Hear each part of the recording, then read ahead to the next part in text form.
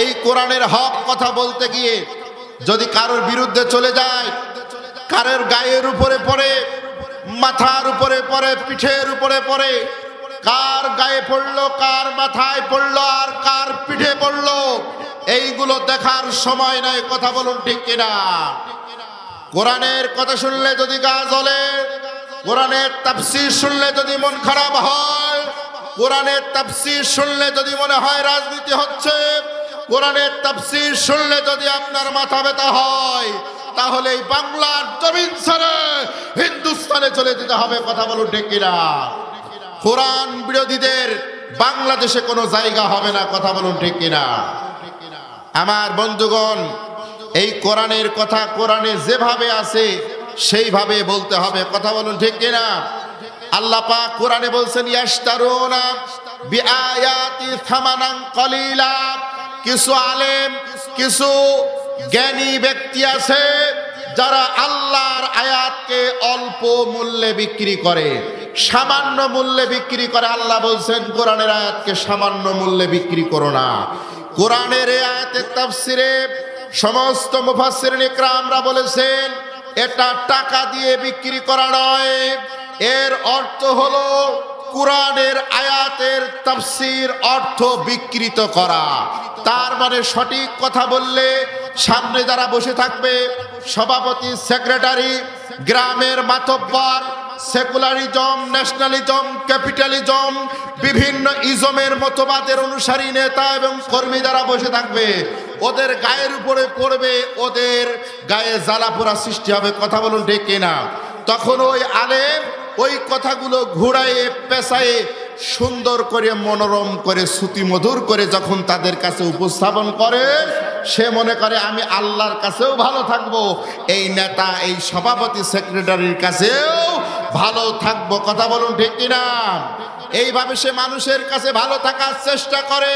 কিন্তু আল্লাহ রাব্বুল আলামিন বলছেন আমার কোরআনের আয়াতকে বিকৃত করে, যে মানুষের কাছে ভালো থাকার জন্য কোরআনের আয়াতের অর্থ চেঞ্জ করে মানুষের কাছে উপস্থাপন করে, ওই ব্যক্তি ওমান আযলামু মিম্মান কাতামা শাহাদাতান ইনদাহু মিনাল্লাহ, ওই ব্যক্তি সবচাইতে বড় জালিম, বড় জালিম, বড় জালিম। কথা বলুন ঠিক কিনা? সে আলেম হতে পারে না। আলেম হওয়ার পরে যদি সে কোরআনের কথা সঠিকভাবে বলতে না পারে, যদি ইসলামের পক্ষে, কোরআনের পক্ষে, ইসলামী আন্দোলনের পক্ষে, আলেম উলামার পক্ষে কথা বলতে না পারে, ও আলেম নয়, ও হলো সবচেয়ে বড় জালেম। কথা বলুন ঠিক কিনা? তাহলে কোরআনে আল্লাহ পাক যে মেজাজে যেভাবে কথা বলেছেন, আমি যদি ওইভাবে আপনাদের সামনে কথা বলার চেষ্টা করি, আপনারা কি রাগ করবেন? চলে যাবেন? মন খারাপ করবেন? আমার বন্ধুগণ, আগেই বলেছে আল্লাহ রাব্বুল আলামিন কোরআনুল কারীমের 12 নম্বর সূরা, সূরার নাম সূরা ইউসুফ। সূরার নাম কি? জোরে বলুন আরেকবার, আরো জোরে। সূরার নাম কি? সূরা ইউসুফ। এই সূরা ইউসুফটি কোরআনুল কারীমের 12 নম্বর পারায় রয়েছে।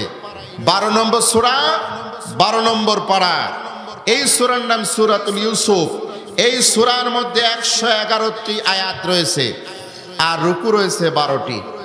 এই সূরার আমি আপনাদের সামনে 7 নম্বর আয়াতে কারিমা তেলাওয়াত করেছি। এই 7 নম্বর আয়াতে কারিমার ভিতরে আমার আল্লাহ রাব্বুল আলামিন চমৎকার করে, স্পষ্ট করে, তর্কহীন কণ্ঠে আমার আল্লাহ পাক ঘোষণা করছেন, লাকাদ কানা ফি ইউসুফা ওয়া ইখওয়াতিহি আয়াতুল লিসাইলিন। যারা সাইল, যারা প্রশ্ন করে, যারা গবেষক, যারা চিন্তাশীল, যারা সুশীল, তোমরা শুনে রাখো, আল্লাহ বলছেন এই সূরা ইউসুফের মধ্যে আমি যে ইউসুফ এবং তার ভাইদের ঘটনা বর্ণনা করেছি, এটা গবেষকদের জন্য, চিন্তাশীলদের জন্য, বিশ্ব মানবতার জন্য আমি আল্লাহ নিদর্শন রেখে দিয়েছি। চিৎকার দিয়ে বলেন না আল্লাহু আকবার। আল্লাহ পাক এই ঘটনার মধ্যে নিদর্শন রেখে দিয়েছেন, আমাদের জন্য শিক্ষা রেখে দিয়েছেন, আমাদের জন্য পাথেও রেখে দিয়েছেন। তাহলে যে ঘটনার মধ্যে আমার আল্লাহ নিদর্শন, শিক্ষা রেখে দিয়েছেন, বাস্তবতা রেখে দিয়েছেন, সেই ঘটনা আমাদের জানা দরকার আছে না নাই? আর একটু আসতে বলেন, জানার দরকার আছে না নাই? ও শালঘর মতুয়ার যুবকেরা, ও বাগুলাটি ইউনিয়নের যুবকেরা, কণ্ঠ ছেড়ে দিয়ে বলো, এই ঘটনা শোনার দরকার আছে না নাই? বলো লিল্লাহে তাকবীর, লিল্লাহে তাকবীর। আল কোরআনের আলো, আল হাদিসের আলো, সংসদে আলো, লিল্লাহে তাকবীর। আমার বন্ধুগণ, একান্ত আপনজনেরা আমার, আমি যদি অনুমতি পাই তাহলে আস্তে আস্তে ঘটনার ভিতরে প্রবেশ করতে চাই। অনুমতি দিলেন ভাই?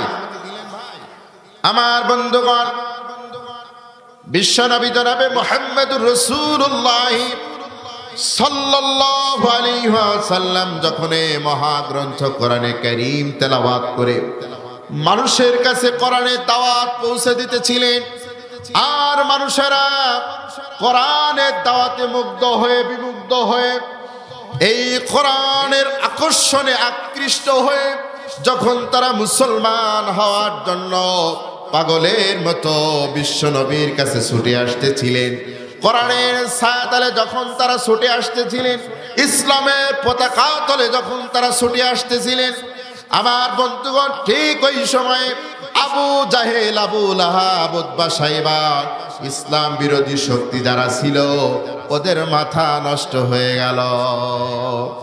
ইসলামের জ্বর দেখলে কিছু মানুষের মনে কষ্ট লাগে, কথা বলুন ঠিক কিনা? আমার বন্ধুগণ, যখন এই বাংলার জমিনে কোরআনের তাফসীর মাহফিলের মাধ্যমে আল্লাহর এই কোরআনকে পার্লামেন্টে নিয়ে যাওয়ার একটি স্বপ্ন বোনা হচ্ছিল, স্বপ্ন আঁকা হচ্ছিল, মানুষকে স্বপ্ন দেখানো শুরু হয়েছিল, আর এর স্বপ্নদ্রষ্টা ছিলেন কোরআনের পাখি আল্লামা দেলওয়ার হোসেন সাঈদী, কথা বলুন ঠিক কিনা? ঠিক ওই সময়ে এই নব্য আবু জাহেল, নব্য আবু লাহাব, নব্য নমরুদ, ফেরাউনের গোষ্ঠীরা তারা তখন কোরআনের পাখিকে ধরে জেলখানার মধ্যে আটকিয়েছিল, কথা বলুন ঠিক কিনা?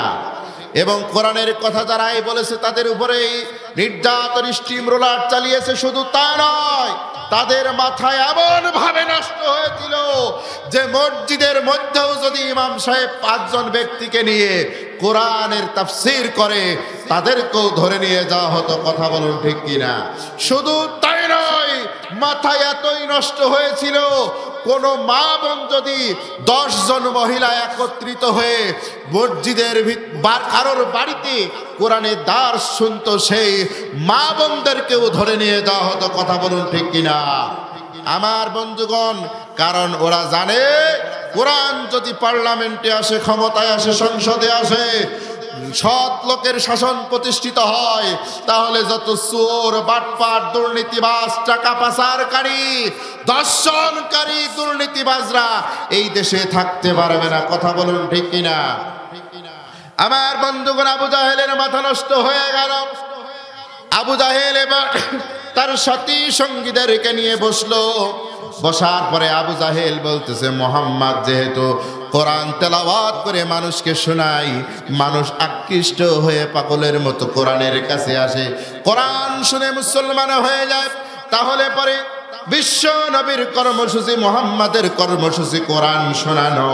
আমরা আবু জাহেল, আবু লাহাব, উতবা, সাইবা আমরাও একটি কর্মসূচি গ্রহণ করব। সে অনুষ্ঠান করবে, তাফসীরের আয়োজন করবে, আর আমরাও এমন একটা অনুষ্ঠানের আয়োজন করব, মানুষ আমাদের কাছে আসবে। তখন তারা বিভিন্ন দেশ থেকে বিভিন্ন ধরনের নাটক, বিভিন্ন কবিতা, বিভিন্ন গল্প, বিভিন্ন উপন্যাস, বিভিন্ন রকম জারি সারি গান, এইগুলো তারা সংগ্রহ করে এরপরে কিছু গায়ক, গায়িকা, নায়ক, নায়িকা, নর্তকী এইগুলো তারা ভাড়া করলো। ভাড়া করার পরে রাস্তার মোড়ে মোড়ে তারা এইবার সেখানে ওই নর্তকী, গায়ক, গায়িকাদেরকে তারা ঢোল ডগর বাজায় নাচালো। আর ওই জায়গায় ওই মিথ্যা মানুষের বানানো কল্প কাহিনী, ওই জারি সারি গানের মাধ্যমে বিভিন্ন ঘটনা, বিভিন্ন বানানো মিথ্যা ওই ঘটনাগুলো মানুষের সামনে তুলে ধরতে লাগলো। মানুষেরা মনে করলো আহ ভালোই তো, কত সুন্দর কবিতা, কত সুন্দর গান। আমার বন্ধুগণ, যখন এই কাজগুলো শুরু হয়ে গেল, আমার বন্ধুগণ, একান্ত আপনজনেরা আমার মনে রাখবেন, যেখানে আল্লাহ আর রসুলের কর্মসূচি আছে সেখানে বিপরীত শয়তানেরও কর্মসূচি আছে না নাই? কোরআনের মাহফিলে এটা হচ্ছে ইসলামের কর্মসূচি, কথা বলুন ঠিক কিনা? আর যত কনসার্ট, নাচ গানের অনুষ্ঠান, এইগুলো হচ্ছে শয়তানের কর্মসূচি, কথা বলুন ঠিক কিনা? কোন মুসলমান নাচ গানের অনুষ্ঠানে যেতে পারে? আমার বন্ধুগণ, যখন এই রকম অনুষ্ঠান শুরু হয়ে গেল রাস্তার মোড়ে মোড়ে, ঠিক সেই মুহূর্তে আল্লাহর নবী সাহাবীরা নবীদের কাছে এসে বললেন, ইয়া রাসূলুল্লাহ, ইয়া হাবিবাল্লাহ, আমরা লক্ষ্য করে দেখলাম আবু জাহেল, আবু লাহাব, উতবা, শাইবা, উমাইয়া ইবনে মুগীরা, উমাইয়া ইবনে খালফ, তারা এই রকম একটা গানের আয়োজন করেছে, উৎসবের আয়োজন করেছে। সেখানে মানুষেরা যায়, নাচও শোনে, গানও শোনে, বিভিন্ন রকম দাঁড়ি সারি গান শোনে, বিভিন্ন জ্ঞানমূলক কথা শোনে। ইয়া রাসূলুল্লাহ, ইয়া হাবিবাল্লাহ, আমরাও আপনার কাছ থেকে এমন একটি গল্প শুনতে চাই। চিৎকার দিয়ে বলেন সুবহানাল্লাহ। তারা একটা গল্প শুনতে চাইল যেন তাদেরও মনের খোরাক হয়ে যায়, আর সেখান থেকে তারা যেন শিক্ষা পেয়ে যায়। ওই আবুল আহাবের কর্মসূচির বিপরীত যেন একটা কর্মসূচি হয়ে যায়। এই জন্য যখন সাহাবারা আবদার করলেন, তাফসিরে ইবনে কুরতুবীর মধ্যে এসেছে, আল্লাহ রাব্বুল আলামিন ঠিক ওই সময়ে আমার নবীর উপরে এই পৃথিবীর একটা শ্রেষ্ঠ গল্প নাজিল করে দিলেন। জোরে বলেন সুবহানাল্লাহ। আমার বন্ধুগণ, একান্ত আপনজনেরা আমার আল্লাহ রাব্বুল আলামিন বিশ্ব নবী জনাবে মুহাম্মদুর রাসূলুল্লাহ সাল্লাল্লাহু আলাইহি ওয়াসাল্লামকে ডাক দিয়ে বলেন, হাবিব, আপনার চিন্তার কোনো কারণ নাই। আপনার সাথীরা আপনার কাছে গল্প শুনতে চেয়েছে, আমি আপনার কাছে গল্প নাজিল করতেছি। আমার আল্লাহ পাক বলেন, নাহনু নাকুসু আলাইকা আহসানাল কসাসি বিমা আওহাইনা ইলাইকা হাদাল কুরআন ওয়া ইন কুনতা মিন ক্বাবলিহি লামিনাল গাফিলিন। চিৎকার দিয়ে বলেন আল্লাহু আকবার। আমার বন্ধুগণ, আল্লাহ রাব্বুল আলামিন বলছেন, নাহনু নাকুসু আলাইকা আহসানাল কসাস। আহসান মানে সর্বোত্তম, কসাস মানে কিচ্ছা, কসাস মানে গল্প, কসাস মানে গল্প। জোরে বলেন সুবহানাল্লাহ। কিচ্ছা আমরা কি বলি যে কিচ্ছা, এই কিচ্ছা শব্দটা হচ্ছে আরবি শব্দ। সুবহানাল্লাহ। আল্লাহ পাক বলেন আহসানাল কসাস, হে নবী, আমি আপনার উপরে এই মুহূর্তে ইলাইকা হাযাল কুরআন, এই কোরআনের মধ্যে আমি একটি এই পৃথিবীর সর্বোত্তম গল্প আমি নাজিল করে দিলাম। চিৎকার দিয়ে বলেন না সুবহানাল্লাহ। গল্পটার শুরু হলো এরকম, আল্লাহ রাব্বুল আলামিন বলেন, আল্লাহর একজন পয়গম্বর ছিল, তার নাম হযরত ইউসুফ, বাবার নাম ইয়াকুব, ইয়াকুবের বাবার নাম ইসহাক, ইসহাকের বাবার নাম মিল্লাত আবিকুম ইব্রাহিম, সাইয়্যিদুনা ইব্রাহিম খলিলুল্লাহ। জোরে বলেন না সুবহানাল্লাহ। ইব্রাহিম আলাইহিস সালামের বংশধর হযরত ইয়াকুব আলাইহিস সালামের ছেলে ইউসুফ, ছোট্ট মানুষ যখন তিনি বালক হয়েছেন, এই রকম বয়সে তাফসির ইবনে কাসিরের মধ্যে এসেছে তার বয়স 10 থেকে 11-12 বছর, এমন বয়স। তিনি বোঝা শিখেছেন, কথা বলা শিখেছেন, ভারী বুদ্ধি এখনো তার হয় নাই। ঠিক এই সময় আল্লাহর এই পয়গম্বর হযরত ইউসুফ আলাইহিস সালামের একদিন স্বপ্নের মধ্যে একটি ঘটনা ঘটে গেল। আল্লাহ পাক তাকে স্বপ্ন দেখায় দিলেন সেই ঘটনা। আল্লাহ পাক বলেন, ইযা ক্বালা ইউসুফ ইয ক্বালা ইউসুফ লিআবিহি ইয়া আবাতি ইন্নী রাআইতু আহাদা আশারা কাওকাবান ওয়াশ-শামসা ওয়াল কমারা রাআইতুহুম লি সাজিদিন।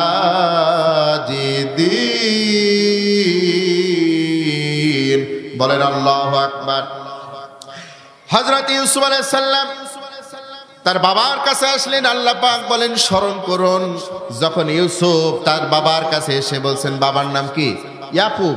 ইয়াকুব আলাইহিস সালামের কাছে এসে বললেন, হে আমার সম্মানিত পিতা, ইয়া আবাতি লিআবিহি, ইয়া আবাতি, হে আমার সম্মানিত পিতা, ইন্নী রাআইতু, আমি দেখেছি, আহাদা আশারা কাওকাবান, আমি 11টি তারকা দেখেছি, ওয়াশ-শামসা ওয়াল কমারা, এরপরে চন্দ্র এবং সূর্য দেখেছি, রাআইতুহুম লি সাজিদিন, 11টি নক্ষত্র, সূর্য এবং চন্দ্র, এই জিনিসগুলো আমাকে সেজদা করতেছে। আমার বন্ধুগণ, মুফাসসিরিন ইকরামরা বলছেন হযরত ইউসুফ আলাইহিস সালামের ভাই ছিল 11 জন, ইউসুফ দিয়ে হলো 12 জন। তাহলে যেহেতু নক্ষত্র দেখেছে 11 জন, এই জন্য মুফাসসিরিন ইকরামরা বলছেন এই 11 দ্বারা উদ্দেশ্য হলো ইউসুফ আলাইহিস সালামের 11 জন ভাই। আর চন্দ্র হলো মা, আর সূর্য হলো বাবা। যেহেতু চন্দ্রের চাইতে সূর্যের তীব্রতা প্রখরতা বেশি, এই জন্য সূর্য হলো বাবা, আর কমার চন্দ্র হলো মা। তার মানে মা, বাবা এবং 11টি ভাই একদিন ইউসুফকে সম্মান করবে, একদিন ইউসুফের আনুগত্য করবে। চিৎকার দিয়ে বলেন সুবহানাল্লাহ। আমার বন্ধুগণ, একান্ত বন্ধনেরা আমার, যারা আল্লাহর পয়গম্বর হন, পয়গম্বরদেরকে আল্লাহ তাআলা হিকমত দান করেন। আল্লাহর পয়গম্বর হযরত ইয়াকুব, তিনি বয়োবৃদ্ধ জ্ঞানবৃদ্ধ আল্লাহর একজন পয়গম্বর, তার কাছে আল্লাহর ওহী আসে। এই জন্য তিনি হযরত ইউসুফের এই স্বপ্নের ব্যাখ্যা তিনি বুঝতে পেরেছিলেন। আর তিনি বুঝেছিলেন আমার ছোট্ট এই সন্তান ইউসুফ, সে সাধারণ কোনো ছেলে নয়, নিশ্চয় আমার এই ছেলে একদিন আল্লাহর পয়গম্বর হবে। চিৎকার দিয়ে বলেন সুবহানাল্লাহ। হযরত ইয়াকুব আলাইহিস সালাম তার দীর্ঘ নবুয়তের অভিজ্ঞতা থেকে, এখানে একজন বসেন তো, একজন বসেন, ভিডিও হচ্ছে তো। আমার বন্ধুগণ, এখানে বসেন, এখানে বসেন, প্রধান অতিথি যত সময় না আসে। আমার বন্ধুগণ, একান্ত আপনজনেরা আমার, হযরত ইউসুফ আলাইহিস সালাম যখন এই স্বপ্নের কথা বললেন, ইয়াকুব আলাইহিস সালাম তার নবুয়তের দীর্ঘ অভিজ্ঞতার আলোকে তিনি তার কলিজার টুকরাকে পরামর্শ দিলেন। বয়স যার বেশি, বাস্তব জ্ঞান এবং অভিজ্ঞতাও তার বেশি। কথা বলুন ঠিক কিনা? চুল দাড়ি এমনি পাকে না, এটা বাতাসে পাকে না, এটা অভিজ্ঞতায় পাকে। কথা বলুন ঠিক কিনা? বাবা ইয়াকুব আলাইহিস সালাতু ওয়াস সালাম বললেন, ক্বালা ইয়া বুনাইয়া লা তাকসুস রুয়াকা আলা ইখওয়াতিকা ফায়াকিদু লাকা কাইদা ইন্নাশ শাইতানা লিল ইনসানি আদুউম মুবিন। বললেন বাবা ইউসুফ, তুমি ছোট মানুষ, তুমি যে স্বপ্ন দেখেছো, লা তাকসুস, বলবা না, রুইয়াকা, তোমার স্বপ্নের কথা, আলা ইখওয়াতিকা, তোমার ভাইদের কাছে, ফায়াকিদু লাকা কাইদা, কারণ তারা তোমার বিরুদ্ধে ষড়যন্ত্র করবে। তারা তোমার বিরুদ্ধে কি করবে? ষড়যন্ত্র করবে। এই ষড়যন্ত্র কেন করবে? ইউসুফের তো কোনো দোষ নাই। কথা বলো ঠিক কিনা? ছোট্ট ইউসুফের কি কোনো দোষ আছে? জোরে বলুন, কোনো দোষ আছে? কোনো দোষ নাই। কিন্তু কেন ষড়যন্ত্র করবে? সামনের আয়াতে আল্লাহ পাক এগুলো বলে দিয়েছেন। আমার বন্ধুগণ, এরপরে তিনি বললেন, শোনো, শয়তান মানুষের প্রকাশ্য শত্রু। মানে তোমার বিরুদ্ধে শয়তান মানুষ লাগায় দেবে, মানুষকে লেলিয়ে দেবে, তোমার ভাইদেরকেই লেলিয়ে দেবে। এই জন্য তুমি তোমার এই স্বপ্নের কথা কাউকে বলো না। এরপর আল্লাহ নবী হযরত ইয়াকুব আলাইহিস সালাতু ওয়াস সালাম এবার বললেন, ওয়াকাযালিকা ইয়াজতাবিকা রাব্বুকা ওয়া ইউআল্লিমুকা মিন তাআউইলিল আহাদিস ওয়া ইউতিম্মু নি'মাতাহু আলাইকা ওয়া ইয়াহদিয়াকা ويتم نعمته عليك وعلى آل يعقوب كما أتمها على أبويك من قبل إبراهيم وإسحاق إن ربك عليم حكيم সিদকাত বলেন আল্লাহু আকবার। ইয়াকুব আলাইহিস সালাম দুইটি পরামর্শ দিলেন ছেলেকে। এক নম্বর পরামর্শ, তুমি দেখেছো যাহা বলবে না তাহা। দুই নম্বর পরামর্শ দিলেন, বাবা শোনো, তুমি স্বপ্ন দেখেছো যেভাবে তোমার রব তোমাকে কবুল করবেন সেইভাবে। তোমার রব তোমার পূর্বপুরুষ হযরত ইসহাক এবং ইব্রাহিম আল্লাহর দুইজন পয়গম্বর ছিলেন, তারা যেমন আল্লাহর পয়গম্বর ছিলেন, আল্লাহর জমিনে আল্লাহর দ্বীন কায়েম করেছেন, আল্লাহর জমিনে আল্লাহর দ্বীনের কাজ করেছেন, দ্বীনের দায়ী ছিলেন। আল্লাহ পাক তোমাকেও এইভাবে কবুল আর মঞ্জুর করবেন। জোরে বলেন সুবহানাল্লাহ। আমার বন্ধুগণ, কিন্তু কথায় আছে না, বেড়ারও কান আছে, আছে না নাই? বেড়ারও কান আছে। হযরত ইউসুফ আলাইহিস সালামের 11 ভাইয়ের বড় যেই ভাইটা ছিল মেজো ভাই, ওই মেজো ভাইয়ের স্ত্রী এই বাপ এবং ছেলের মাঝে যে কথা হচ্ছিল, এই কথাগুলো সে শুনে ফেলা দিল। সে শুনলো, শোনার পরে তার 11 ভাই কাজে গিয়েছিল, কাজে থেকে যখন বাড়িতে ফিরে আসলো, তখন 11 ভাইকে সে বলে দিল, শোনো, তোমার ভাই ইউসুফ এই স্বপ্ন দেখেছে, আগামীতে তোমরা 11 ভাই ইউসুফের আনুগত্য করা লাগবে, ইউসুফের কাছে মাথা নত করা লাগবে, ইউসুফের কাছে সম্মান করা, ইউসুফকে সম্মান দিয়ে চলা লাগবে। এই কি হয়? ইউসুফ তোমাদের সবার ছোট, শুধুমাত্র বনিয়ামিনের বড়, আর তোমরা সবার বড় হয়ে ইউসুফের কথাই তোমাদের চলা লাগবে। আমার বন্ধুগণ, শয়তান সবসময় মানুষকে ভুল পথে প্রদর্শন করে, কথা বলেন ঠিক কিনা? ভুল পথে পরিচালিত করে। আলেম ওলামাকে মেনে নিলে, আল্লাহ আল্লাহ রসুলের আনুগত্য মেনে নিলে কখনো কারোর সম্মান নষ্ট হয় না, কথা বলুন ঠিক কিনা? আল্লাহ পাক সূরা নিসার 69 নম্বর আয়াতে বলেন, ওয়া ইউতিইল্লাহ ওয়া রাসূলা ফাউলাইকা মাআল্লাযীনা আনআমাল্লাহু আলাইহিম মিনান নাবিয়্যিন ওয়াস সিদ্দিকিন ওয়াস শুহাদা ওয়াস সালিহিন। যারা আল্লাহ এবং আল্লাহ রাসূলের আনুগত্য মেনে নেবে, তারা নবীদের সাথী হবে জান্নাতে। জোরে বলেন সুবহানাল্লাহ। তারা সিদ্দিকিনদের সাথী হবে, তারা সালিহিনদের সাথী হবে, তারা শহীদগণের সাথী হয়ে আল্লাহ জান্নাতে যাবে। চিৎকার দিয়ে বলেন সুবহানাল্লাহ। কিন্তু শয়তান তাদেরকে কুমন্ত্রণা দিল।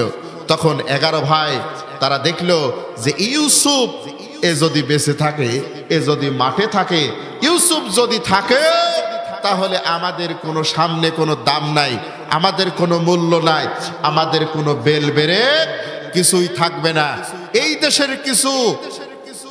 দেশের কিছু মানুষকে শয়তান এইভাবে বিভ্রান্ত করেছিল, শোনো, হুজুররা আজকে যেভাবে ময়দানে লেগেছে, হুজুররা যেভাবে ইসলামী আন্দোলন করতেছে, আগামীতে হুজুরদেরই বাংলাদেশ, কথা বলেন ঠিক কিনা?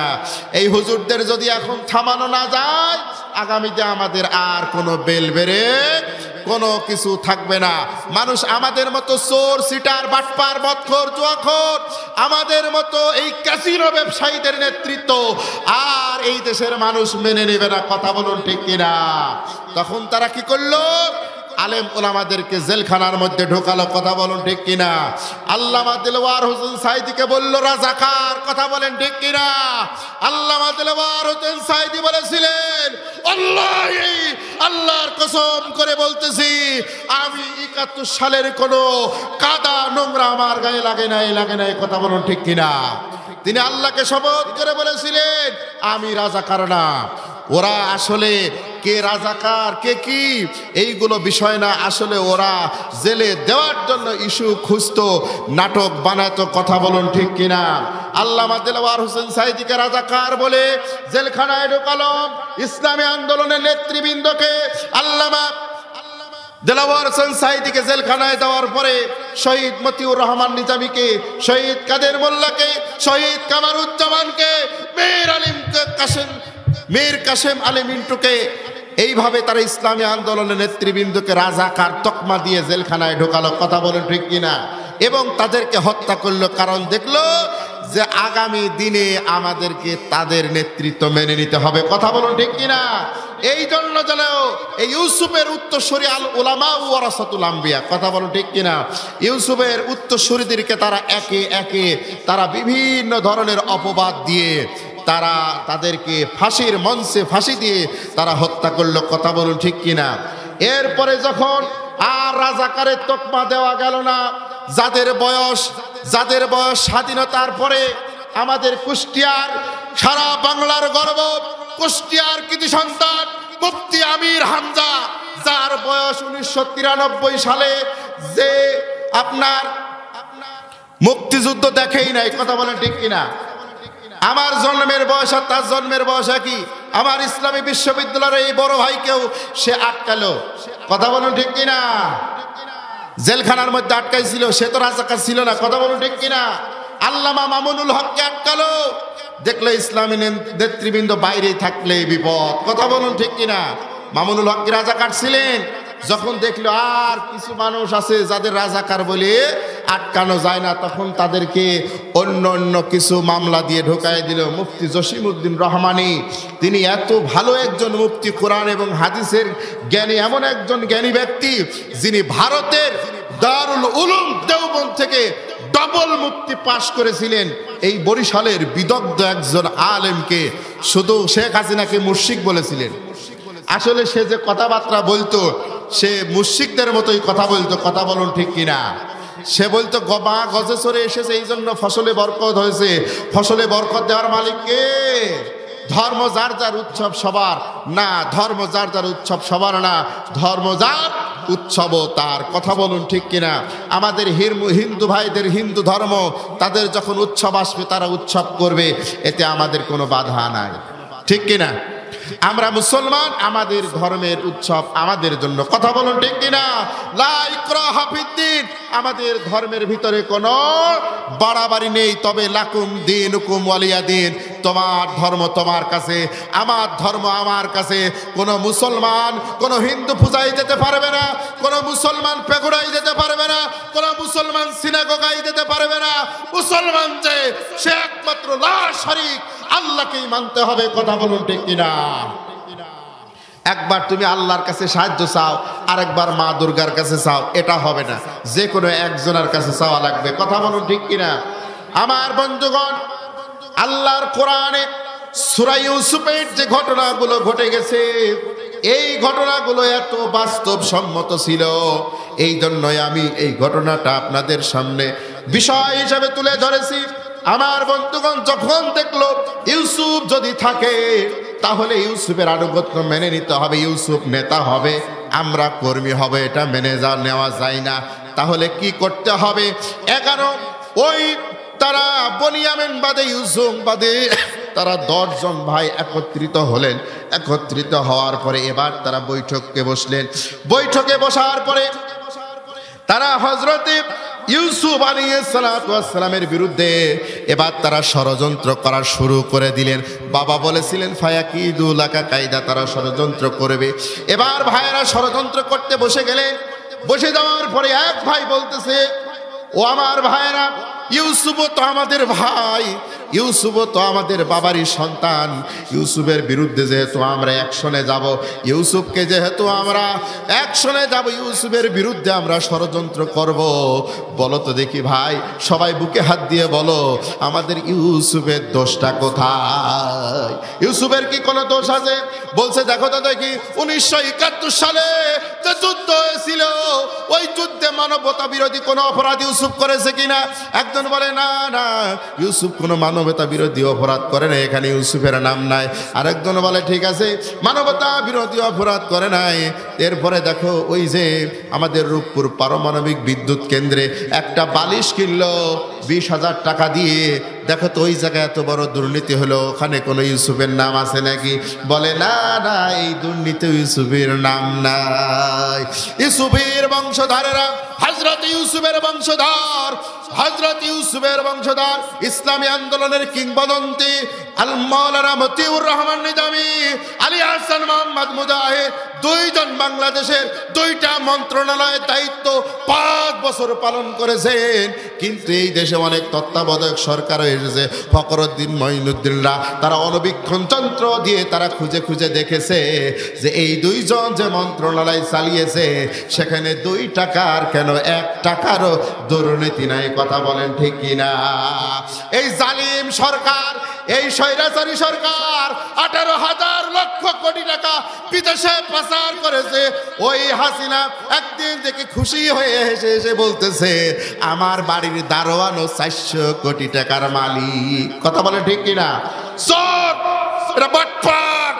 এই দেশের দেশ সবসময় বলেছে যে আমি আমার দেশের উন্নয়ন করতেছি। কথা বলে ঠিক কিনা?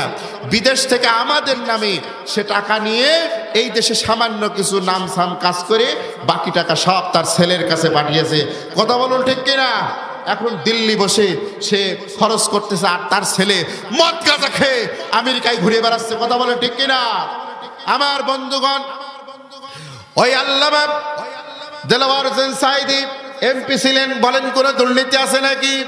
মাওলানা মতিউর রহমান নিজামী শিল্প মন্ত্রণালয়ের মন্ত্রী ছিলেন, বাণিজ্য মন্ত্রণালয়ের মন্ত্রী ছিলেন আমার ভাইয়েরা। কিন্তু ওই পাবনার সাথিয়ায় যে দেখেন ওই মাওলানা মতিউর রহমান নিজামীর ঘরের বেড়া পর্যন্ত নাই, চাটর বেড়া উইতি খেয়ে গেছে। মন্ত্রণালয়ের মন্ত্রী ছিলেন। আজকে আমার এলাকার কোন মেম্বার যদি হয় ও মাইক্রোতি সরে, কথা কোন ঠিক কিনা? চেয়ারম্যান হলে তো খুঁজে পাওয়া যায় না, এমপি হলে হেলিকপ্টারে সরে, আসে না নাই? চারদিকতে টাকা, টেন্ডারবাজি, চুরি ডাকাতি, আপনার বিধবা ভাতা যা আছে সব খায়। আরেকটা নাম দিয়েছে মানুষের নামে, যে রিলিফ স্লিপ আসে তার নাম দিয়েছে কাবিখা। তার নাম কি? প্রজেক্টের নামে কি? কাবিখা। একজন এমপি বলেছিলেন এর নাম কাবিখা না দিয়ে বলছে খাবি খা, জম্মের মতো খা। কথা বলে ঠিক কিনা? এমন খাওয়া খাইছে, এই বাসগ্রামের কথাই বলি, এমন খাওয়া খাইছে কার নামে কার্ড হয়েছে কেউ জানেই না। 5 বছর পরে যখন এই 5 আগস্টের পরে যখন তদন্ত শুরু হয়েছে তখন মেম্বার ফোন দিয়ে কচ্ছে ভাই আপনার নামে কার্ড আছে, একটু দয়া করে আসবেন। কচ্ছে ভাই আমার নামে কার্ড আছে আমি তো জানিই নে। কচ্ছে ভাই না ভাই আপনার আশাই লাগবে। কচ্ছে না আমি যাব না। কয় না ভাই আপনার পায়ে ধরতেছি, আপনার আশাই লাগবে, আপনি কার্ড নেন, আপনি চাইল নিয়ে যান। বলেন আল্লাহু আকবার। ফেলার নাম বাবাজি দেখতেছে যে মাইরও খাবো, আবার কি জেলেও যাওয়া লাগবে। এখন কচ্ছে পা ধরতেছি ভাই কার্ডটা নিয়ে যান। আছে না নাই? প্রমাণ নেবেন? আমার কাছে প্রমাণ আছে। আমার বন্ধুগণ, একান্ত বন্ধুরা আমার, তাহলে দুর্নীতিতে ইউসুফের নাম নাই, মানবতা বিরোধী ইউসুফের নাম নাই। ক্যাসিনো খেলা হলো, কোটি কোটি টাকা পাচার হলো, দেখো তো ক্যাসিনোর মধ্যে ইউসুফের নাম আছে নাকি? বলে না নাই। তাহলে এত কিছুতে বাংলাদেশে এত কিছু হয়ে গেল, এখানে যদি ইউসুফের নাম না থাকে, এই রকম নিরপরাধ একজন মানুষের বিরুদ্ধে মামলা করা অথবা তাকে হয়রানি করা কি আমাদের ঠিক হবে? তখন তারা বলল এইগুলো আমাদের বিবেচ্য বিষয় নয়। মানুষ যত ভালোই হোক না কেন, যেহেতু সে আমাদের দল করে না, এই জন্য তার বিরুদ্ধে ষড়যন্ত্র করতে হবে। এবার তারা ষড়যন্ত্রের মধ্যে ঢুকে গেল। কি ষড়যন্ত্র করলো সেই ষড়যন্ত্রটা শোনার দরকার আছে না নাই?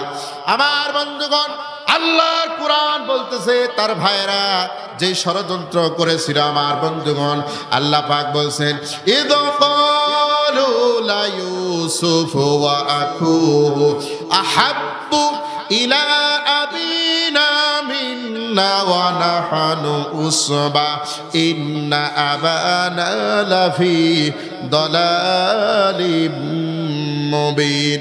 আমার বন্ধুগণ একান্ত আপনজনের আমার এই যে ষড়যন্ত্র করার আগে তখন তারা বলতেছে যে ও ভাই শোনো, ও ভাই শোনো, ইউসুফের দোষ নাই, তবে একটা দোষ আছে। কয়টা দোষ? জোরে বলেন, ইউসুফের দোষ কয়টা? একটা। সেই দোষটা এখানে এক ভাই বলতেছে। এক ভাই বলছে ইজ ক্বালু লা ইউসুফু ওয়া আখুহু আহাব্বু ইলা আবিনা মিন্না ওয়া নাহনু উসবা ইন্না আবানা লাফি দালালিম মুবিন। ইউসুফের কোনো দোষ নাই। ইউসুফ চুরিও করে নাই, ডাকাতি করে নাই, মানুষ হত্যা করে নাই, খুন করে নাই, জিনা করে নাই, মানবতা বিরোধী অপরাধ করে নাই, রাজাকার ছিল না। তবে ইউসুফের একটা অপরাধ হলো আহাব্বু ইলা আবিনা, ইউসুফ হলো আমার বাবার কাছে আমাদের থেকে বেশি জনপ্রিয়। তার মানে বোঝা গেল কখনো কখনো জনপ্রিয়তাও দোষে পরিণত হয়, ঠিক কিনা? এই বাংলার জমিনে আল্লামা দেলোয়ার হোসেন সাঈদীর মতো জনপ্রিয় ব্যক্তি আর একজনও আসে না, এই কথা বলেন ঠিক কিনা? লিল্লাহি তাকবীর।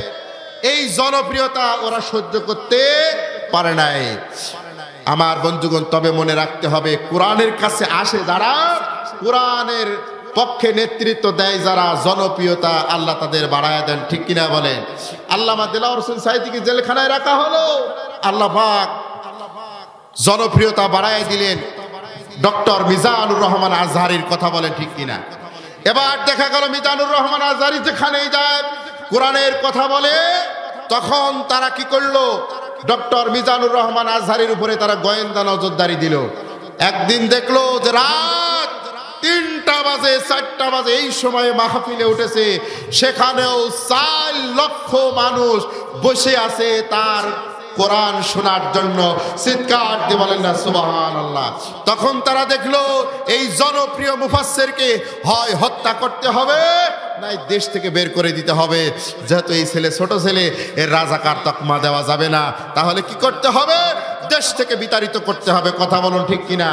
তখন ডক্টর মিজানুর রহমান আজহারিকে ফোন দিয়ে বলা হলো, তোমাকে হয় হত্যা করা হবে, তুমি যেখানেই যাও না কেন মাহফিলে তোমাকে হত্যা করা হবে, তুমি ভালোই ভালোই দেশ ছেড়ে চলে যাও। ডক্টর মিজানুর রহমান আজ প্রায় 5 থেকে 6 বছর কোরআনের তাফসিরে দেশের মানুষকে শোনাতে পারে না, কথা বলেন ঠিক কিনা? তাকে হত্যা করার ষড়যন্ত্র করা হয়েছিল, তিনি বিদেশে চলে গিয়েছিলেন। এরপরে তিনি গতকালকে বাংলাদেশে এসেছেন, জোরে বলেন সুবহানাল্লাহ। বাংলাদেশে এসে ওই কক্সবাজারের পেকুয়ায় একটা তাফসির মাহফিল করেছেন ডক্টর মিজানুর রহমান, কোরআনের এই পাখি। তিনি যখন এই তাফসিরে এসেছেন, সেখানে 15 লক্ষ মানুষ কোরআনের তাফসিরে হাজির হয়ে গেছে। চিৎকার দিয়ে বলেন আল্লাহু আকবার। তার মানে বোঝা যাচ্ছে আগামীর বাংলাদেশ কোরআনের বাংলাদেশ, কথা বলুন ঠিক কিনা? তাদের একটা অনুষ্ঠানে সমাবেশে তারা লোক নিয়ে যেত বিরিয়ানি খাওয়াতে, কথা বলেন ঠিক কিনা? সামনে পিছনে পুলিশ, ডানে পিছনে বামে, ডানে বামে সামনে পিছনে পুলিশ দিয়ে, গাড়ি ভাড়া দিয়ে, গেঞ্জি দিয়ে, বিরিয়ানি দিয়ে নিয়ে যেত, কথা বলেন ঠিক কিনা? তারপরেও দেখা যেত চেয়ার খালি। আর এই কোরআনের পক্ষে যারা কথা বলে, ইউসুফ আলাইহিস সালামের উত্তরসূরিরা যেখানে যায় সেখানে লক্ষ লক্ষ মানুষ যায়, কথা বলুন ঠিক কিনা? আমার বন্ধুগণ, এই জনপ্রিয়তা সহ্য করতে পারে নাই।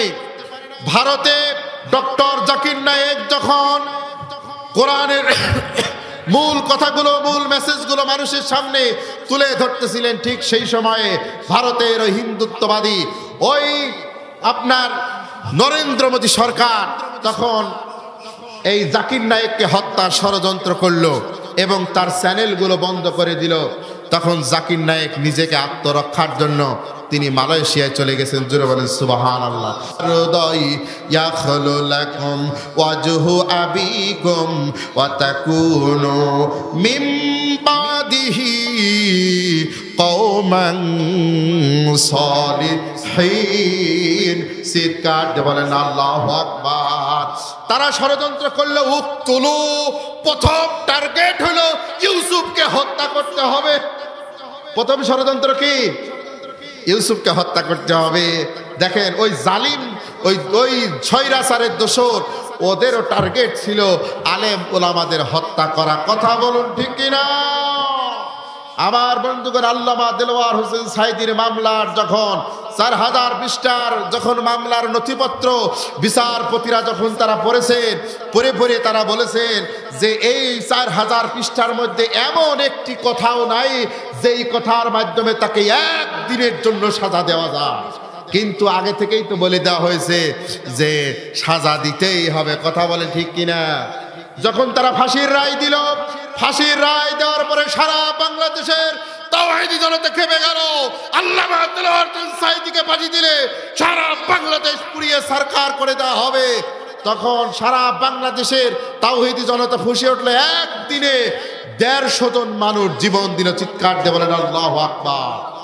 150 জন মানুষ যখন একজন মানুষের জন্য জীবন দিল, পৃথিবীর ইতিহাসে এমন কোনো ইতিহাস নেই যে একজন মানুষের জন্য লড়াই করে এইভাবে 150 জন মানুষ জীবন দিয়েছে। সুবহানাল্লাহি ওয়া বিহামদিহি। 150 জন মানুষ যখন জীবন দিল তখন বলল ঠিক আছে, ইউসুফকে ফাঁসি দেওয়া যাবে না, ইউসুফের উত্তরসূরিকে ফাঁসি দেওয়া যাবে না। কি করতে হবে? এমন সিস্টেম করো যেন সাপও মরে, লাঠিও না ভাঙে, সারা জীবন জেলখানার মধ্যে আটকায় রাখো, আমৃত্যু কারাদণ্ড দাও। কথা বলো ঠিক কিনা?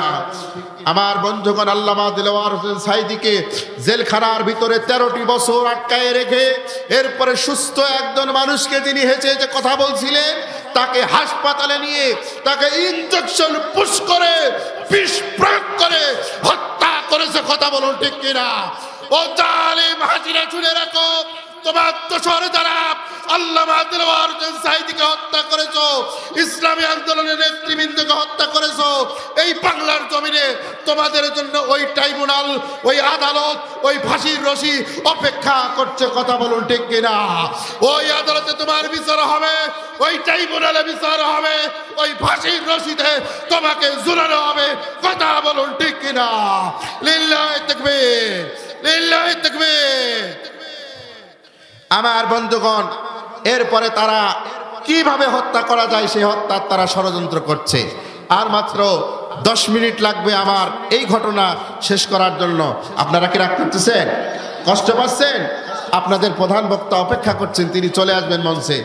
আমার বন্ধুগণ, তারা বলতেছে আমরা যখন ইউসুফকে হত্যা করব তখন ইউসুফ শেষ হয়ে যাবে, ধ্বংস হয়ে যাবে, ময়দান খালি হয়ে যাবে, ইউসুফ থাকবে না, আমরাই থাকব, ফাঁকা মাঠে গোল দেব। ঠিক কিনা? আমার বন্ধুগণ, আলেমুল আমাদেরকে জেলখানায় দিয়ে ইসলামী আন্দোলন নেতৃবৃন্দদের উপরে মামলা দিয়ে এই বাংলার জমিনে জেল জুলুম নিষ্পেষণ এইগুলো চালায়ে তারা মাঠকে ফাঁকা করে রেখেছিল। কথা বলেন ঠিক কিনা? মানুষের বাক স্বাধীনতা এমনভাবে হরণ করে নিয়েছিল যে ওই দলের বিরুদ্ধে কেউ কথা বলতো না। তখন তারা যা মন তাই করেছিল। কথা বলুন ঠিক কিনা? বলেছিল পালাবো না, পালাইছে। কথা বলুন ঠিক কিনা? আমার বন্ধুগণ, এবার তারা সিদ্ধান্ত গ্রহণ করলো।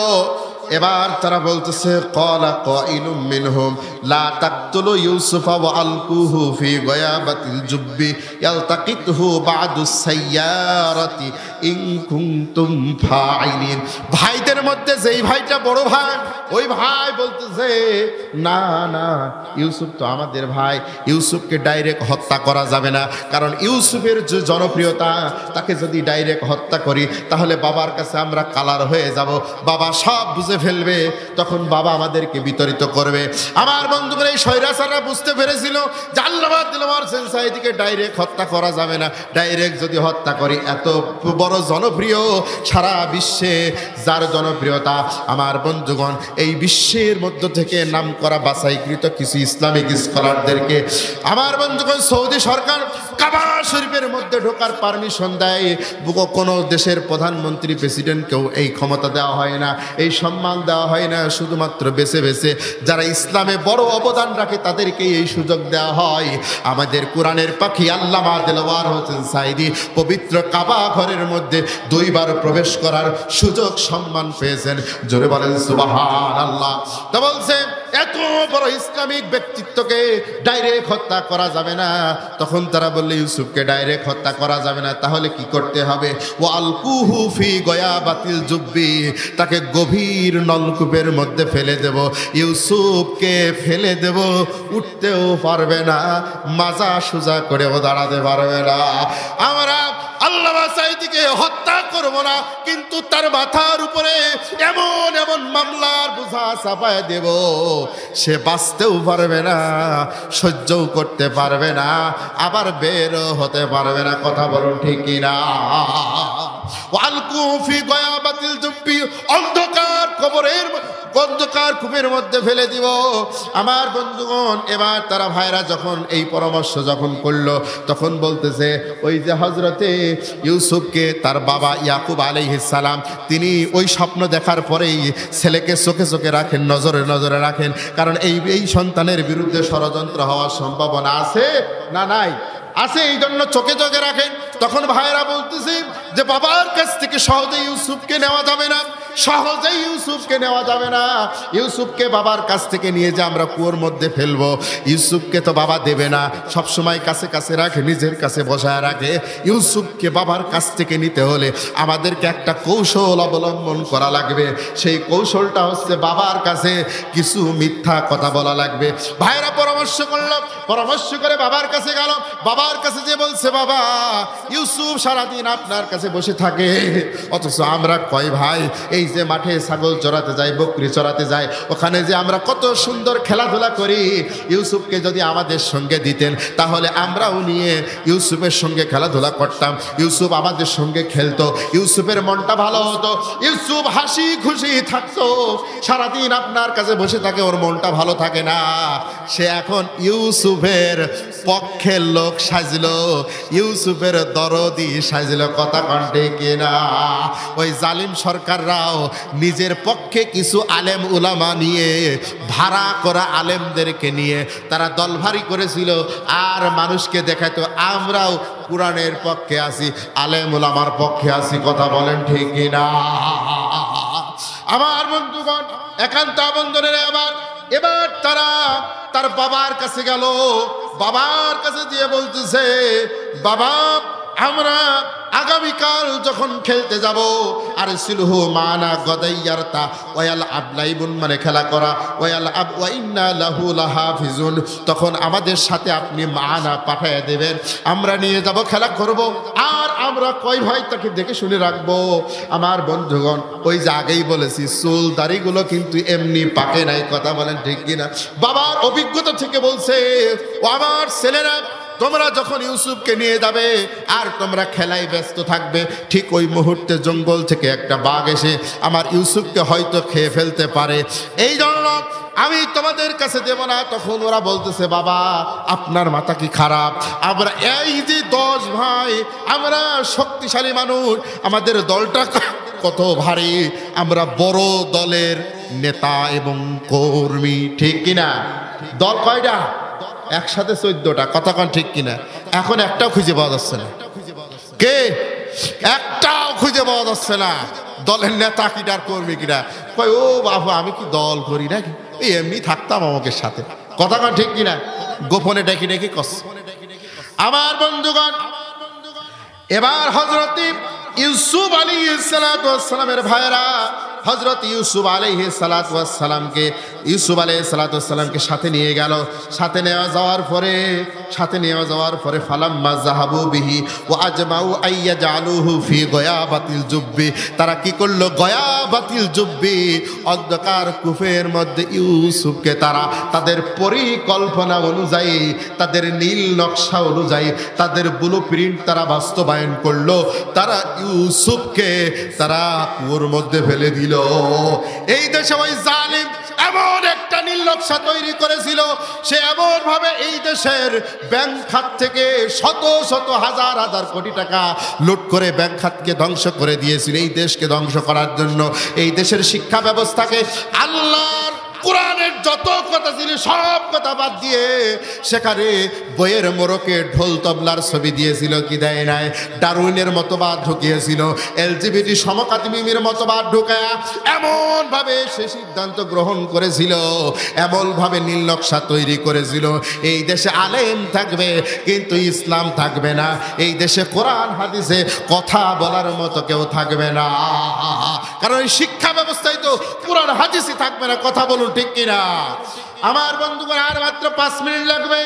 আমার বন্ধুগণ, এইভাবে তারা তাদের পরিকল্পনা অনুযায়ী ইউসুফকে যখন কুয়োর মধ্যে ফেলে দিল, ওয়াওহাইনা ইলাইহি লাতুনাব্বিআন্নাহুম বিআমরিহিম হাযা ওয়া হুম লা ইয়াশউরুন, এবার তারা একে অপরের সঙ্গে কথা বলল, ইউসুফকে তো কুয়োর মধ্যে ফেলে দিলাম, তাকে তো সাইজ করলাম, আমাদের সিদ্ধান্ত তো বাস্তবায়ন করলাম, বাবাকে কি দিয়ে বোঝাবো? মামুনুল হককে তো জেলে পাঠাতে হবে, তাহলে মামুনুল হককে যদি জেলে পাঠাতে হয় তাহলে ঝর্ণা নামের একটা মেয়ে লাগবে, কথা বলুন ঠিক কিনা? মামুনুল হক নিজের একজন বিবাহিত স্ত্রীকে নিয়ে ঘুরতে গেছেন, আর তাকে বানানো হলো যে তিনি অন্য লোকের স্ত্রী নিয়ে ঘুরতে গেছে, কথা কোন ঠিক কিনা? আমার বন্ধুগণ, কত জায়গা কত মানুষ ঘুরতে যায়, কারোর কাছে তো তোমরা তো কাবিননামা চাও না, কথা কোন ঠিক কিনা? আর আল্লামা মামুনুল হককে তুমি জেলখানায় ঢোকাবা, তাহলে জনগণকে তো কিছু একটা বুঝ দিতে হবে। এই বুঝটা ওদের ছিল, তখন তারা নাটক সাজালো। আমার বন্ধুগণ, মুফতি আমির হামজাকে জেলে ঢোকাবে, কোন অপরাধ দেওয়া যায়? ও তো কোনো দলও করতো না, ও কোনো দল করতো না, এখন সে শপথের জনশক্তি। দল আগে করতো না, কিন্তু জেলখানায় ঢুকে 3 বছর জেল খেটে সে দেখেছে দল ছাড়া উপায় নাই, বাঁচতে হলে বা আখেরাতে মুক্তি পেতে হলে দল করাই লাগবে। এই জন্য সে দলে ভর্তি হয়েছে এবং সে শপথের জনশক্তি হয়েছে। চিৎকার দিয়ে বলেন সুবহানাল্লাহ। আগে তো সে দল করতো না, কিন্তু এখন সে দল করতেছে। আমার বন্ধুগণ, একান্ত বন্ধুদের আমার এবার খেয়াল করেন, এবার বাবাকে কি বুঝাবে? ওরা জনগণকে যেভাবে নাটক বানায় দেখাতো, ঠিক ওইভাবে তারা একটা নাটক সাজালো। নাটকটা হচ্ছে এই, তারা বলছে কলু, তখন তারা তার বাবার কাছে ফিরে আসলো। ওয়াজাউ আবাহুম ঈশা আইয়াবকুন, ঈশা মানে কি? ঈশার নামাজের সময় আছে না, ঈশার ওয়াক্তের সময় যখন রাত হয়ে গেছে, ওই সময় তারা ইউসুফকে কুয়োর মধ্যে ফেলে দিয়ে এরপরে তারা বাবার কাছে আসলো। এবার তারা একটা সংবাদ সম্মেলন করবে। এই সংবাদ সম্মেলনে কি কি বলবে আগে থেকেই ওরা রেডি করে এনেছে, কথা বলেন ঠিক কিনা? ওয়াজাউ আবাহুম ঈশা আইয়াবকুন, শুধু বাবার কাছে আসে নাই, কানতে কানতে এসেছে, কথা বলেন ঠিক কিনা? কত বড় নাটকবাজ! ইউসুফকে কুয়োর মধ্যে ফেলে দিয়ে ওই ইউসুফের জন্যই বাবার কাছে এসে কাঁদতেছে। আমার বন্ধুগণ, আমরা দেখেছি চট্টগ্রামের একজন বিএনপির একজন নেতা ছিলেন, নাম তার ইলিয়াস আলী। দীর্ঘ আজ থেকে 12-13 বছর আগে ওই ইলিয়াস আলীকে এই হাসিনা নিজেই হত্যা করেছে নিজের আদেশে। কিন্তু এই স্বৈরাচার দোষর যখন ওই ইলিয়াস আলীর স্ত্রী এবং মেয়ে যখন ওই তার সাথে দেখা করেছে, যেহেতু সে প্রধানমন্ত্রী ছিল, তখন ওই প্রধানমন্ত্রীর ছবি আছে, দেখবেন সে কেঁদে কেঁদে ইলিয়াস আলীর মেয়ের সাথে কথা বলতেছে, স্ত্রীর সাথে কথা বলতেছে, অথচ সেই হত্যা করেছে। হত্যার মাস্টার মাইন্ড হচ্ছে সে। শুধু ইউসুফকে হত্যা করে না, হত্যা করার পরে কেঁদে কেঁদে সে তারা হযরতে ইয়াকুব আলাইহিস সালামের কাছে আসলেন। আসার পরে বলতেছে কলু ইয়া আবানা ইন্না যাহাবনা নাস্তাবিকু ওয়া তারাকনা ইউসুফা ইনদা মাতাইনা ফাআকালাহু যিবু ওয়া মা আনতা বিমুমিনিন লানা ওয়ালাউ কুন্না সাদিকিন। বাবা, আমরা খেলা করতেছিলাম, ঠিক ওই সময়ে আমরা দৌড় প্রতিযোগিতা করেছিলাম। দৌড় প্রতিযোগিতা আমরা যখন সবাই দৌড় দিয়েছি, ইউসুফ পিছনে পড়ে গেছে, আমরা ইউসুফের কাছে ছিলাম না। আমরা কয় ভাই সবাই একসাথে দৌড় প্রতিযোগিতা করেছিলাম, আমরা যেই দৌড় দিয়ে ওই মাথায় চলে গেছি, ইউসুফ পিছনে পড়ে গেছে, আর একটা বাঘ এসে ফাকালাহু যিবু, তাকে খেয়ে ফেলেছে। ও বাবা, ইউসুফকে যে খেয়ে ফেলেছে তার প্রমাণ এবার আবার দেখুন প্রমাণ দেখাচ্ছে। আমার বন্ধুগণ, প্রমাণ কত দুর্বল, শয়তানদের প্রমাণ দুর্বল, কথা বলুন ঠিক কিনা? এই প্রমাণ তারা দেখাচ্ছে, ওয়াজাউ আলা কমিসিহি বিদামিন কাযিবিন। এবার তারা আমার আল্লাহ কুরআনুল কারীমের ভিতরে সেই প্রমাণের কথা বলছে। ওনার বাবার কাছে ইউসুফের জামা, ইউসুফকে যখন কুয়োর মধ্যে ফেলে দিয়েছে তখন ইউসুফের জামাটা খুলে নিয়েছে। খোলার পরে তারা একটা বকরি জবাই করে ওই বকরির রক্ত ইউসুফের জামার মধ্যে লাগিয়ে বাবার কাছে এনেছে। বাবার কাছে এনে বলছে, বাবা ও যাও আলা কমিসিহি, কমিস মানে জামা, বিদামিন কাযিবিন, ওই রক্ত মিশ্রিত রক্ত লাগানো জামা এনে হযরতে ইয়াকুবের সামনে ধরে বলতেছে, বাবা এই দেখেন ইউসুফকে বাঘে খেয়ে ফেলেছে। আমার বন্ধুগণ, যখন এই প্রমাণ উপস্থাপন করলেন তখন ইয়াকুব আলাইহিস সালাম কি বললেন? চমৎকার কথা। ক্বালা বাল সাওয়ালাত লাকুম আনফুসুকুম আমরা। ও আমার সন্তানেরা, তোমরা যে জামাটা আমার কাছে এনেছো, এই জামা ইউসুফের গায়ে ছিল, ইউসুফকে বাঘে খেয়ে ফেললো, ইউসুফকে বাঘে কামড়ায় খেয়ে ফেলেছে, অথচ এই জামায় বাঘের একটা দাগও লাগে নাই, বাঘের হাসর নাই, বাঘের একটা চিহ্ন জামার সাথে নাই। তার মানে এটা কি? সাজানো, বানানো, পরিকল্পিত নীল নকশা নাটক, কথা বলুন ঠিক কিনা? হযরত ইয়াকুব আলাইহিস সালাম বলেন, ক্বালা বাল সাওয়ালাত লাকুম আনফুসুকুম আমরা, এটা তোমাদের সাজানো আর বানানো নাটক। আমার বন্ধুগণ, র‍্যাবের মহাপরিচালক এই গত ৩-৪ দিন আগে একটা বিবৃতি দিয়েছেন, বলছে আমরা এই বিগত জালিম সরকারের আমলে যত আমরা জঙ্গি অভিযান করেছি, এইগুলো একটাও জঙ্গি ছিল না, সব আমাদের বানানো নাটক ছিল। তারা আমাদের যেভাবে বলে দিত ওইভাবে আমরা নাটক করতাম। একটা নাটক হতো আর সারা দেশে যত ইসলামী আন্দোলনের কর্মী আছে তাদেরকে ধরে ধরে জেলখানায় ঢোকাতো, কথা বলেন ঠিক কিনা? তাহলে এইগুলো সাজানো আর বানানো নাটক, কথা বলুন ঠিক কিনা? এদেশে আলেম ওলামার বিরুদ্ধে, ইসলামী আন্দোলন নেতা এবং কর্মীর বিরুদ্ধে যত ধরনের ষড়যন্ত্র করা হয়েছিল, আমার বন্ধুগণ হলফ করে বলছি, আল্লাহর কোরআন নিয়ে বলছি, সব মামলাগুলো ছিল মিথ্যা, ঠিক কিনা বলেন? সব মামলাগুলো মিথ্যা। এই যে প্রধান বিচারপতি ছিল সুরঞ্জন এস.কে. সিনহা, সেও বলছে মামলা মিথ্যা ছিল। তাকে হিন্দু মানুষ, কিন্তু সে সততা সে টাকার বিনিময়ে বিক্রি করে নাই। যখন তাকে চাপ দিয়েছে তোমাকে রায় দিতে হবে, তখন সে রায় না দিয়ে সে রিজাইন দিয়ে বিদেশে চলে গেছে। এখন সে বলতেছে যে এই ইসলামী আন্দোলন নেতৃবৃন্দকে যে মামলায় রায় দেওয়া হয়েছে সব মামলাগুলো ছিল মিথ্যা। সুবহানাল্লাহ বলেন। আমার বন্ধুগণ, আল্লামা দেলওয়ার হোসেন সাঈদীর বিরুদ্ধে লিল্লাহে তাকবীর, লিল্লাহে তাকবীর, আল কোরআনের আলো, আলেম ওলামার আল,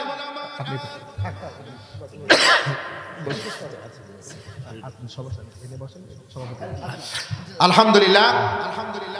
সম্মানিত উপস্থিতি, একান্ত আপনজনের আমার, তাহলে আমি যে কথা আপনাদেরকে বোঝানোর চেষ্টা করেছি যে আল্লাহ পাক কোরআনের সূরা ইউসুফের ৭ নম্বর আয়াতে বলেছিলেন যে এই ইউসুফ এবং তার ভাইদের ঘটনার মধ্যে এই বিশ্বের চিন্তাশীল মানুষের কি আছে? জোরে বলেন, কি আছে?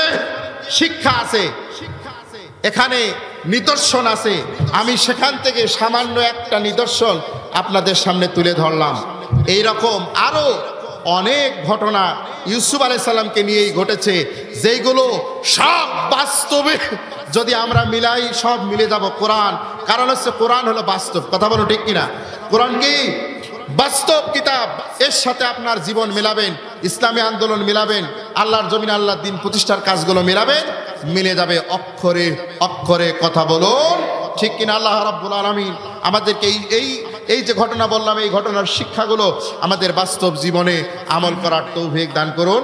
আল্লাহু গালিবুন আলা আমরিহি, আল্লাহ পাক সিদ্ধান্ত নেয় যেটা এই জমিনে বাস্তবায়ন হয় সেটা, কথা বলেন ঠিক কিনা? কাফেররা সিদ্ধান্ত নেয় যেটা কোনোদিন বাস্তবায়ন হবে না, সেটা আল্লাহু গালিবুন আলা আমরিহি। ওয়া আখিরি দাওয়ানা আলহামদুলিল্লাহি রাব্বিল আলামিন।